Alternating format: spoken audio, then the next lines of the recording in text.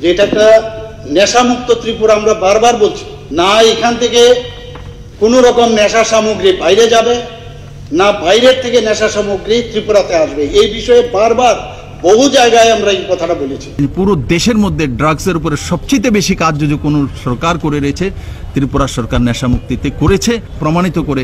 সবচেয়ে ড্রাগসের উপরে যদি কোনো সরকার কাজ করেছে, তো ভারতীয় জনতা পার্টি ত্রিপুরা সরকার কাজ করে, যে সরকার প্রমাণিত।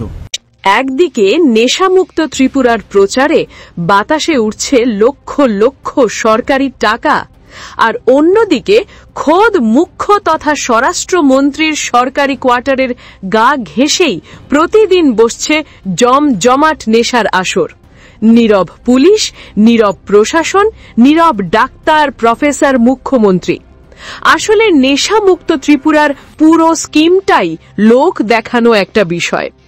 আসল সত্যটা হলো শাসক দলের হমরা চমড়ারাই এই নেশা কারবারের মূল কাণ্ডারি। এ কথা বারবারই প্রমাণিত হয়েছে। তাই এ খেলা চলছে, চলবেই। একে রোখে সাধ্যকার? দেখুন, কঠোর নিরাপত্তা বেষ্টনীর মধ্যে থাকা মুখ্যমন্ত্রীর বাড়ির পেছনের গেটের এক ঝলক দৃশ্য।